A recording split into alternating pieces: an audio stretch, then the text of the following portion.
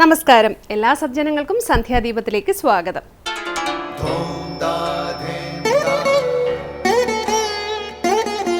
ശുഭം ഭവതു കല്യാണമായുസാരോഗ്യവർദ്ധനം സർവദുഃഖ വിനാശായ സന്ധ്യാദീപം നമോസ്തുതേ.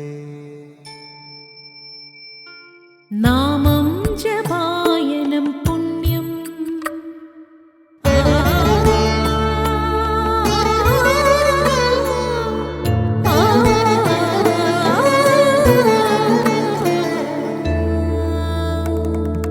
നാമം ജപായനം പുണ്യം നിരുപമദീപാങ്കുരം പോലെ സ്വരശ്രുതിലയവരമതുലം ദീവാങ്കണം മോക്ഷസംഗീതസാരം നീളും വഴിത്താരയിൽ ജീവതാരം മന്ത്രാലാപം മായാവിൻ നിൻ പ്രസാദം.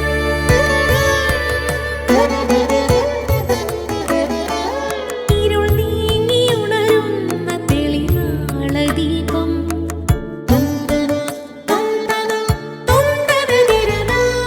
ഇരുൾ നീങ്ങിയുണരുന്ന തെളിനാളദീപം പ്രണവാമൃതം ചൊരിയുന്ന ദീപം. ദീപം ദീപം ദീപം ദീപം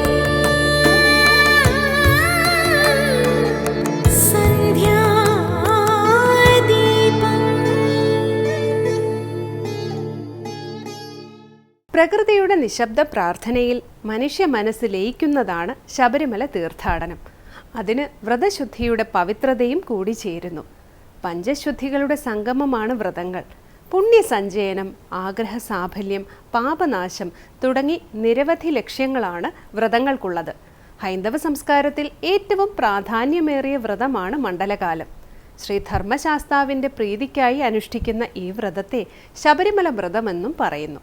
രുദ്രാക്ഷമാലയോ തുളസിമാലയോ ധരിച്ച് വ്രതം ആരംഭിച്ചാൽ പിന്നെ ആ ഭക്തന്റെ ജീവിതത്തിൽ ആരംഭിക്കുന്നത് ആധ്യാത്മിക സാധനകളാണ്. മദ്യം, മാംസം, പകലുറക്കം തുടങ്ങിയവ പൂർണ്ണമായി ഒഴിവാക്കി അഹിംസ, സത്യം, ആസ്തേയം, ബ്രഹ്മചര്യം, സരളത എന്നിവ പാലിച്ചുകൊണ്ടാണ് വ്രതമനുഷ്ഠിക്കുന്നത്. ഋഷിഋണം, ദേവഋണം, പിതൃഋണം എന്നിങ്ങനെ 3 തരത്തിലുള്ള ജീവഋണങ്ങൾ അഥവാ കടങ്ങളിൽ നിന്നുള്ള മോചനം ലഭിക്കുന്ന തരത്തിലാണ് ശബരിമലയിലെ വ്രതാനുഷ്ഠാനങ്ങൾ ചിട്ടപ്പെടുത്തിയിരിക്കുന്നത്. മണ്ഡലകാലത്തെ പുണ്യപാപങ്ങൾ ഇരുമുടിക്കെട്ടിലാക്കി ശാസ്താവിന് സമർപ്പിക്കുമ്പോൾ ദേവകടവും, പമ്പയിൽ കുളിച്ച് പിതൃതർപ്പണം ചെയ്യുമ്പോൾ പിതൃകടവും തീരുന്നു എന്നാണ് സങ്കല്പം. തുടർന്ന് ഒരു ഗുരുവചനം ശ്രദ്ധിക്കാം. മഴവെള്ളം ഒരിക്കലും ഉയർന്ന നിലത്ത് നിൽക്കുന്നില്ല, മറിച്ച് ഏറ്റവും താഴ്ന്ന നിലയിലേക്ക് ഒഴുകുന്നു. അതുപോലെ ദൈവത്തിൻ്റെ കാരുണ്യം എളിയവരുടെ ഹൃദയങ്ങളിൽ വസിക്കുന്നു, എന്നാൽ വ്യർത്ഥരുടെയും അഹങ്കാരികളുടെയും ഹൃദയങ്ങളിൽ നിന്ന് ഒഴുകിപ്പോകുന്നു. ശ്രീരാമകൃഷ്ണ പരമഹംസൻ. അടുത്തതായി ശ്രീ ശങ്കരാചാര്യ രചിച്ച ശിവാനന്ദലഹരിയിലെ ശ്ലോകം ശ്രീ കാവാലം ശ്രീകുമാർ ആലപിക്കുന്നത് കേൾക്കാം.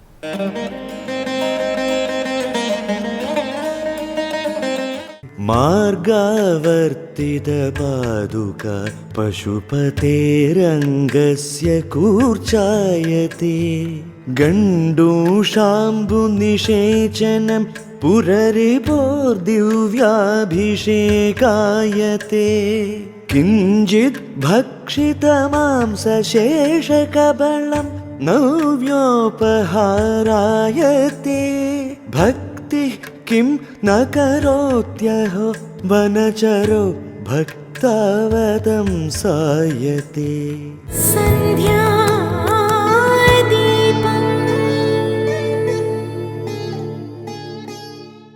തുടർന്ന് ശ്രീ ശങ്കരാചാര്യരുടെ കൃതികളെ വ്യാഖ്യാനിക്കുന്ന ശങ്കര സ്തോത്രാമൃതമാണ്. പരാഭക്തിയുടെ മഹിമയാണ് കണ്ണപ്പ ചരിതത്തിൽ നിന്നും മനസ്സിലാക്കാൻ കഴിയുന്നത്. പ്രാകൃതമെങ്കിലും കണ്ണപ്പന്റെ പരാഭക്തിയെയാണ് ഭഗവാൻ സ്വീകരിച്ചത്. ഭക്തന്മാരിൽ വെച്ച് ഏറ്റവും ശ്രേഷ്ഠഭാവമാണ് കണ്ണപ്പന്. ഭഗവാനേക്കാൾ ഭക്തന് ശ്രേഷ്ഠസ്ഥാനം നൽകി പൂജിക്കുന്ന ക്ഷേത്രമാണ് ശ്രീ കാളഹസ്തി. ഇതിനെക്കുറിച്ചാണ് ഇന്ന് ശങ്കര സ്തോത്രാമൃതത്തിൽ സ്വാമി ചിദാനന്ദപുരി വിവരിക്കുന്നത്.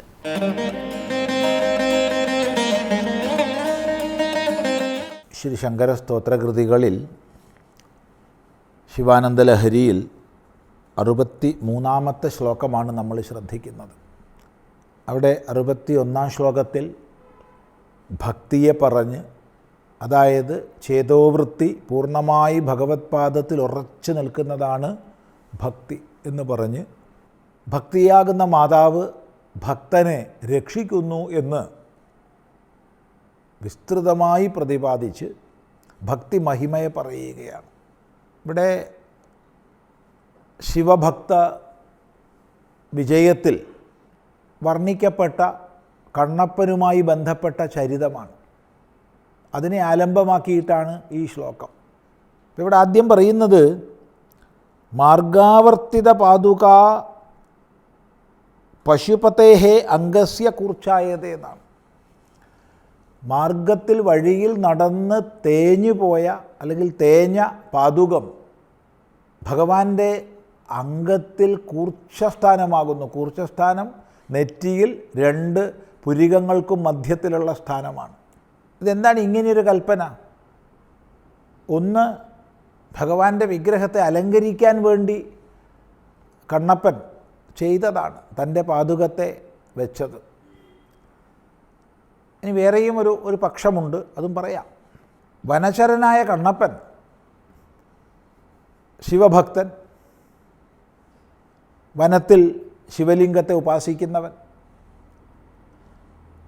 ഒരു ദിവസം ഇപ്രകാരം ഉപാസിക്കുന്ന സന്ദർഭത്തിൽ ഭഗവാന്റെ നേത്രസ്ഥാനത്ത് നിന്ന് രക്തം വരുന്നത് കണ്ടു. അയ്യോ, ഭഗവാന്റെ നേത്രം മുറിഞ്ഞല്ലോ എന്ന് സങ്കല്പിച്ച് സ്വന്തം നേത്രം ചൂഴ്ന്നെടുത്ത് അവിടെ സമർപ്പിക്കുകയാണ്. തുടർന്ന് ഭക്തിഭാവത്തോടു കൂടി 2ാമത്തെ നേത്രവും ചൂഴ്ന്നെടുത്ത് സമർപ്പിക്കുന്നു. അപ്പോൾ എവിടെയാണ് ഈ അഭിഷേകം ചെയ്യേണ്ടതെന്ന് കാണണ്ടേ? താൻ കൊണ്ടുവന്നിട്ടുള്ള ജലമുണ്ട് വായയിൽ നിറയെ, അത് അഭിഷേകം ചെയ്യണ്ടേ? ആ സ്ഥാനം തെറ്റരുതല്ലോ. അതിനായിക്കൊണ്ട് തൻ്റെ പാദുകം കെട്ടി ഭഗവാന്റെ ആ വിഗ്രഹത്തിനുപരി ബന്ധിക്കുകയാണ്. അപ്പോൾ സ്പർശിച്ച് മനസ്സിലാക്കാൻ കഴിയും, അത് ഭഗവാന്റെ നെറ്റിത്തടമായി മാറുന്നു. ഇനി ഇവിടെ വേറൊരു വിശേഷമുള്ളത്, നമ്മൾ ശിവാർച്ചന ചെയ്യുന്ന സമയത്ത്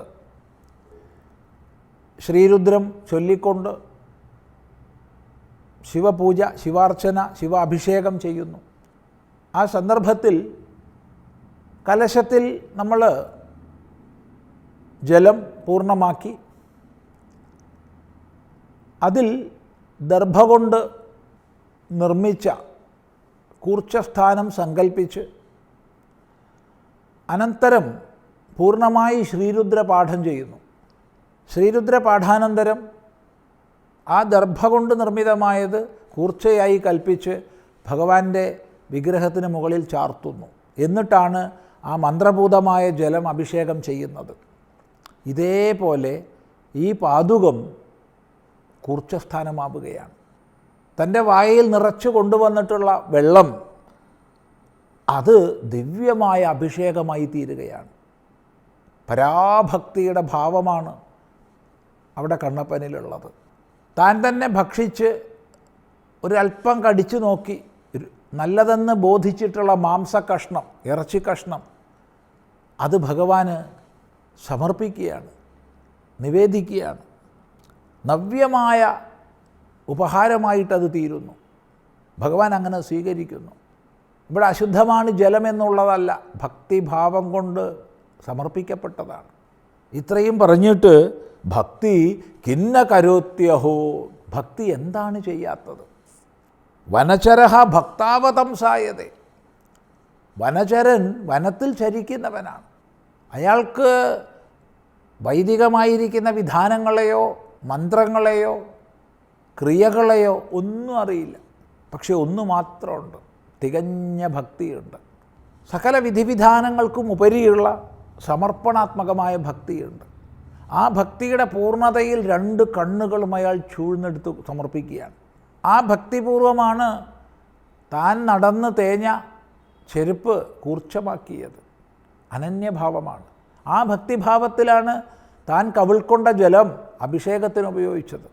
ആ ഭക്തിഭാവത്തിലാണ് താൻ കടിച്ച് നല്ലതെന്നുറപ്പ് വരുത്തിയ മാംസം ഭഗവാന് സമർപ്പിച്ചത്.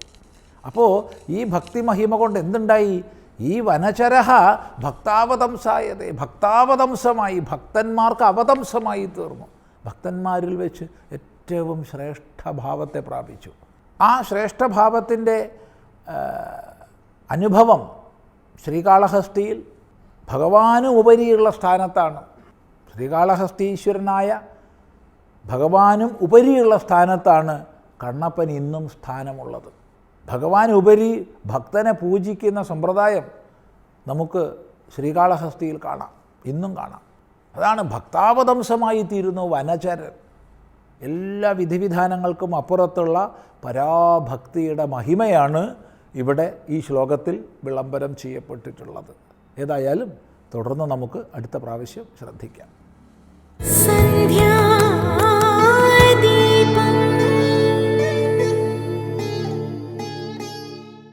ഏറ്റവും ഒടുവിൽ ദീപാരാധനയാണ്. ക്ഷേത്രസന്നിധിയിലെത്തി അവിടുത്തെ പ്രതിഷ്ഠാവിശേഷങ്ങളും മറ്റും അറിഞ്ഞ് ആരതി തൊഴുതു മടങ്ങാം. എല്ലാവർക്കും നമസ്കാരം.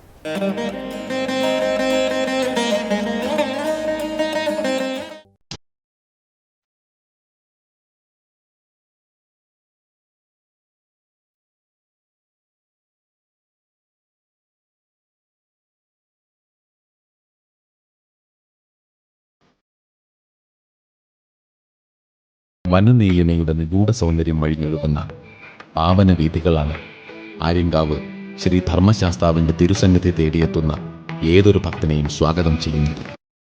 പ്രകൃതി ദേവിയുടെ അനുഗ്രഹവർഷം കണ്ട് തീർത്ഥാടകൻ്റെ ഹൃദയം നിർമ്മലമായ നിതാന്ത സൗന്ദര്യത്തിൻ്റെ നിത്യതയിൽ വിലയം പ്രാപിക്കുകയാണ്. തീർത്ഥാടകനായി എത്തുന്ന ഏതൊരു ഭക്തനും ഇതിനടുത്തുള്ള സ്വപ്നസദൃശ്യമായ പ്രകൃതിയുടെ മടിത്തട്ടിൽ അല്പം വിശ്രമിക്കാൻ കൊതിക്കുന്നുണ്ടെങ്കിൽ അത്ഭുതപ്പെടേണ്ടതില്ല.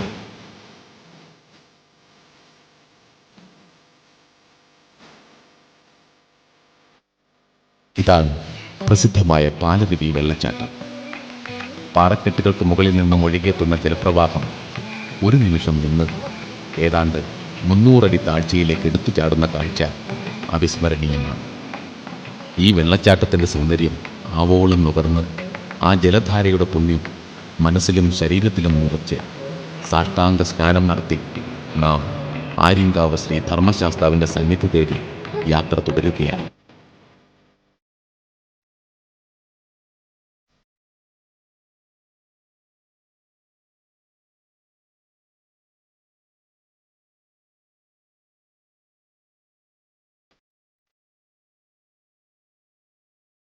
കലിയുഗത്തിൽ ധർമ്മത്തിൻ്റെ സംസ്ഥാപകനായിട്ടാണ് ശ്രീ ധർമ്മശാസ്താവ് വിളങ്ങുന്നത്. പുരാണങ്ങളിൽ കലിയുഗത്തിൻ്റെ ദോഷങ്ങളെ സവിസ്തരം പ്രതിപാദിക്കുന്നുണ്ട്. ലൗകിക വിഷയങ്ങളിൽ ആസക്തനായ മനുഷ്യൻ ധർമ്മം കൈവെടിഞ്ഞ് സ്വാർത്ഥരും സദാചാരരഹിതരുമായി തീരുമെന്നും പുരാണങ്ങൾ മുന്നറിയിപ്പ് തരുന്നു. ഈ ധർമ്മച്യുതിക്ക് ഏക പരിഹാരമാർഗം താരകബ്രഹ്മസ്വരൂപനായ ധർമ്മശാസ്താവിന് വ്രതനിഷ്ഠയോടുകൂടി ഭജിക്കുക എന്നത് മാത്രമാണ്. കാരുണ്യമൂർത്തിയായ ധർമ്മശാസ്താവ് കലിയുഗ വരദനായതും ഈ വിധിയനുസരിച്ചാണ്.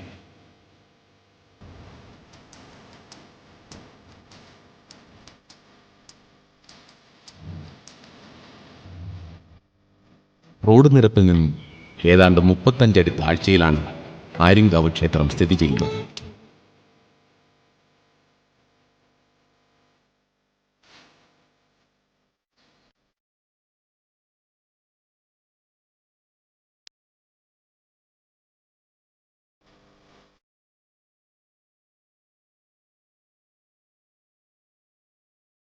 മലയാളികൾ എന്ന പോലെ തമിഴ്നാട്ടിൽ നിന്നുമുള്ള ഭക്തജനങ്ങളും ഇവിടെ നിത്യസന്ദർശകരായി എത്തിച്ചേർന്ന് ധർമ്മശാസ്താവിൻ്റെ തിരുസന്നിധിയിൽ കലിദോഷങ്ങൾ അകറ്റാൻ പ്രാർത്ഥന നടത്തി വരുന്നു.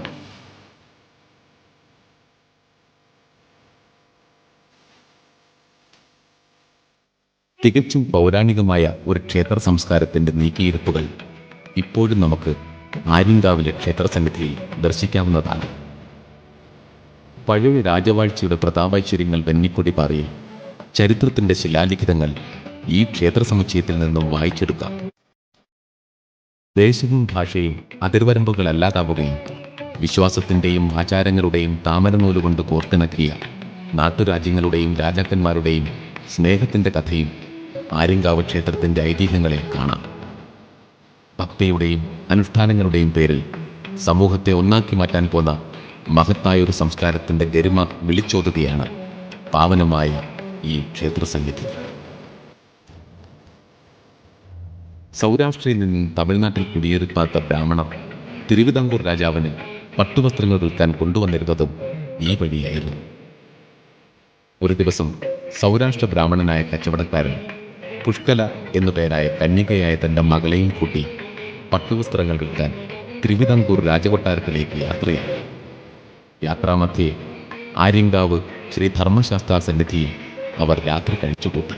പിറ്റേന്ന് രാവിലെ തൻ്റെ മകളെ ക്ഷേത്രത്തിലെ പൂജാരിയെ സംരക്ഷിക്കുവാൻ ഏൽപ്പിച്ച് കച്ചവടക്കാരൻ തിരുവിതാംകൂർ രാജധാനിയിലേക്ക് യാത്രയായി. യാത്രയിൽ മാമ്പഴത്തറ എന്ന സ്ഥലത്ത് വെച്ച് മതമിളകിയ ഒരു കുമ്പനാന കച്ചവടക്കാരനെതിരെ ആക്രമിക്കാനെത്തി.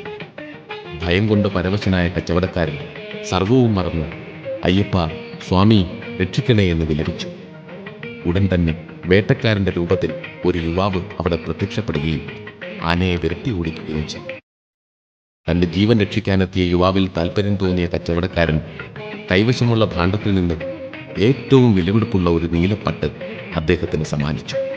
പട്ടു വാങ്ങി കഴുത്തിലണിഞ്ഞ് എങ്ങനെ ഇരിക്കുന്നു എന്ന് യുവാവ് ചോദിച്ചപ്പോൾ മണവാളനെ പോലെ ഇരിക്കുന്നു എന്ന് കച്ചവടക്കാരന് മറുപടി നൽകി. ഇത് കേട്ട് യുവാവ് ചോദിച്ചു, എങ്കിൽ അങ്ങയുടെ മകളെ എനിക്ക് വിവാഹം കഴിച്ചു തരാമോ? കച്ചവടക്കാരൻ മറുപടിയായി, നീ എൻ്റെ ജീവൻ രക്ഷിച്ചു, തീർച്ചയായും നിനക്ക് ഞാൻ എൻ്റെ മകളെ വിവാഹം ചെയ്തു തരാം. എങ്കിൽ ആര്യങ്കാവ് ക്ഷേത്രസന്നിധിയിൽ കാണാം എന്ന് പറഞ്ഞ് യുവാവ് അപ്രത്യക്ഷനായി. ഈ സമയം ആര്യങ്കാവിലെ പൂജാരിക്ക് സ്വപ്നത്തിൽ അയ്യപ്പ ദർശനമുണ്ടായി. ദേവൻ ഇങ്ങനെ അരുളി ചെയ്തു. ഏതാനും സമയത്തിന് ശേഷം സൗരാഷ്ട്ര കച്ചവടക്കാരൻ ഇവിടെ എത്തിച്ചേരും. അദ്ദേഹത്തിൻ്റെ ആഗ്രഹപ്രകാരം അങ്ങയുടെ കയ്യിലേൽപ്പിച്ച പുഷ്കലാദേവിയെ ഞാൻ വിവാഹം ചെയ്തിരിക്കുന്നു. അവളിപ്പോൾ എൻ്റെ ഭാര്യയാണ്. എല്ലാ വർഷവും ഇതേ ദിവസം സൗരാഷ്ട്ര കച്ചവടക്കാരെയും കുടുംബങ്ങളെയും ക്ഷണിച്ചു വരുത്തി വിവാഹ ആഘോഷങ്ങൾ നടത്തണമെന്നും പറഞ്ഞു. അന്നു മുതൽ ആര്യങ്കാവ് ശാസ്താവ് പുഷ്കല സമേതനായി അറിയപ്പെട്ടു.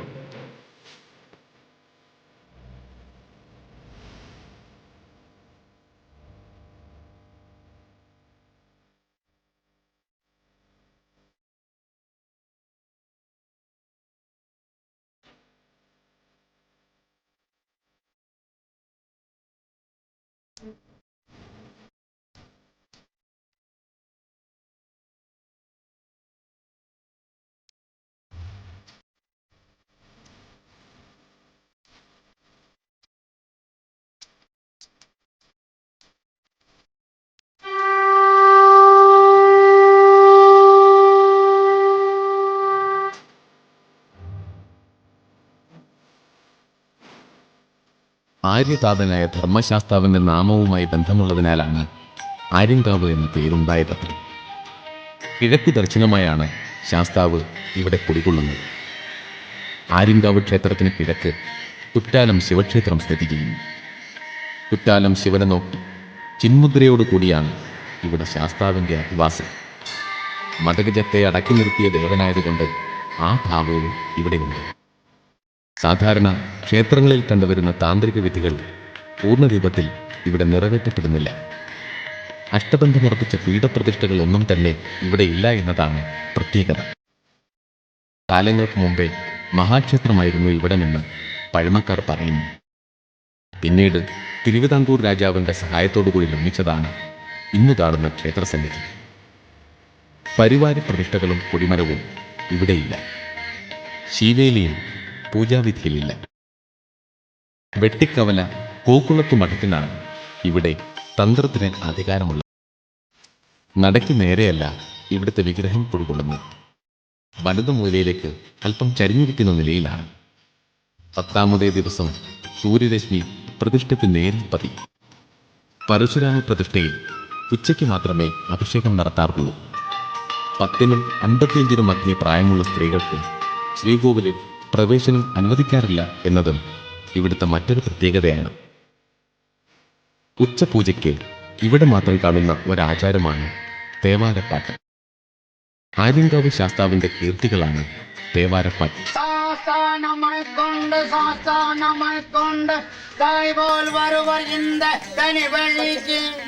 பார்த்தால் நமக்கு பயமேதுமில்லை பயந்து பயந்து ஆச்சாமற் சொல்லி அவையமீட்டேறி வரும் துரகமதில் காத்த தேவனும் கடிய குஞ்சேரிய காவலனி வாழையும் தெங்கும் வரிக்கு பிலாவுடன் மாங்கனியும் சோலையும் சொரிய வண்டுலாவும் குளத்தோரின் பதியில் சென்றார்.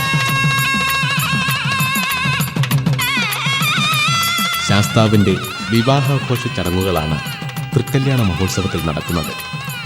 ധനു 3 മുതൽ 12 വരെയാണ് ഉത്സവം. ആര്യങ്കാവ് ശാസ്താവിന്റെ സമീപത്തിരിക്കുന്നത് മാമ്പഴത്തറ ഭഗവതിയാണ് എന്നതാണ് മറ്റൊരു വിശ്വാസം. തൃക്കല്യാണ ചടങ്ങുകൾ ആരംഭിക്കുന്നത് വൃശ്ചികം 1 തുടങ്ങി 39ാമത്തെ ദിവസമാണ്. അതിനു മുമ്പ് തന്നെ സൗരാഷ്ട്രയിൽ നിന്നും വധുവിന്റെ ആളുകളും വരന്റെ ആളുകളായി തിരുവിതാംകൂർ ദേവസ്വം ബോർഡ് അധികൃതരും സന്നിഹിതരാകും. തികച്ചും ഒരു കല്യാണത്തിന് വേണ്ടതായ ചടങ്ങുകളൊക്കെ ഇവിടെ നടത്തും എന്നതാണ് ഏറ്റവും വലിയ പ്രത്യേകത. വൃശ്ചികം തുടങ്ങി 39ാമത്തെ ദിവസം മാമ്പഴത്തറയിൽ നിന്നും പെണ്ണിനെ സ്വീകരിച്ചു കൊണ്ടുവരുന്നു. ആര്യങ്കാവ് ദേവസ്ഥാനം സൗരാഷ്ട്ര മഹാജന സംഘം എന്ന സംഘടനയിൽപ്പെട്ടവരാണ് വധുവിന്റെ വീട്ടുകാരായി ഇവിടെ എത്തിച്ചേരുന്നത്.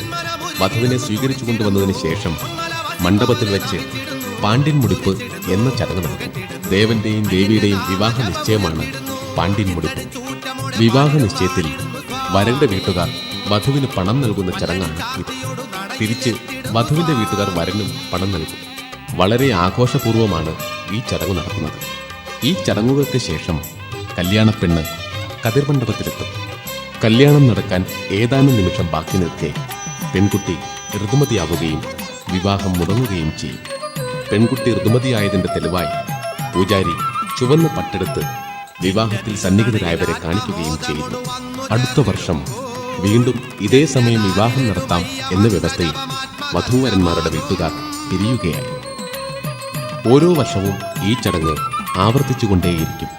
തൃക്കല്യാണ ദിവസം ഇവിടെ നിന്നും പ്രസാദമായി മഞ്ഞൾ ചരട് മാല അഥവാ മംഗല്യമാല ലഭിക്കും. ഇത് ധരിച്ചു കഴിഞ്ഞാൽ യുവതികളുടെ വിവാഹം പെട്ടെന്ന് നടക്കും എന്നാണ് ഐതിഹ്യം.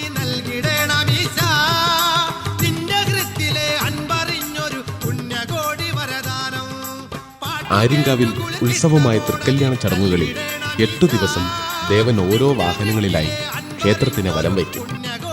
ഇതിനായി വ്യത്യസ്ത തരം വാഹനങ്ങൾ ഇവിടെ അലങ്കരിച്ചു വയ്ക്കും. എല്ലാ വാഹനങ്ങളും മൃഗജീവികളുടെ സങ്കല്പത്തിലുള്ളതാണ്. തൃക്കല്യാണത്തോടനുബന്ധിച്ചാണ് ദേവൻ വാഹനങ്ങളിൽ എഴുന്നള്ളത്ത് നടത്തുന്നത്. ഈ വാഹനങ്ങളുടെ നിർമ്മാണവും ചടങ്ങുകളും തമിഴ് ആചാരമനുസരിച്ചാണ് രൂപകൽപ്പന ചെയ്തിരിക്കുന്നത്.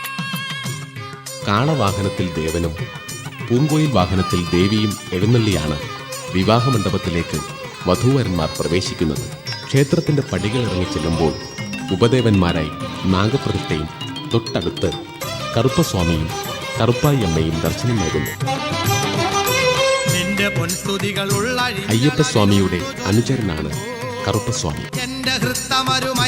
ഗോപുരം കടന്ന് മുന്നോട്ട് നടക്കുമ്പോൾ തൃക്കല്യാണ മണ്ഡപത്തിന് സമീപത്തായി വനദേവതകളെ പ്രതിഷ്ഠിച്ചിരിക്കുന്നു. നിന്റെ പൊൻസ്തുതികൾ ഉള്ളഴിഞ്ഞളവിലൊന്നു ചൊല്ലിടുമ്പോൾ എന്റെ ഹൃത്തമരുമയ്യ രൂപമൊരു സ്വർണ്ണവർണ്ണമാകും. ക്ഷേത്രത്തിന് കിഴക്ക് വശത്ത് വിളക്കുകല്ലിന് സമീപത്തായി ഗണപതി പ്രതിഷ്ഠ കാണാം. ക്ഷേത്രത്തിന്റെ തെക്കുഭാഗത്ത് ഭക്തർക്ക് അനുഗ്രഹം ചൊരിഞ്ഞ് ഇണ്ടളയപ്പൻ കുടികൊള്ളുന്നു. ശിവസങ്കല്പമാണ് ഇണ്ടളയപ്പമൂർത്തിയുടെ.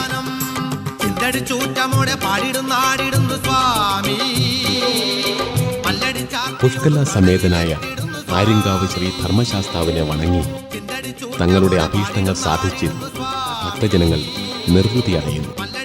അയ്യപ്പസ്വാമിയുടെ അവദാനങ്ങൾ വാഴ്ത്തി ഒരു കർപ്പൂര ദീപം പോലെ ഭക്തർ പരമാത്മ ചൈതന്യത്തെ അറിയുന്നു.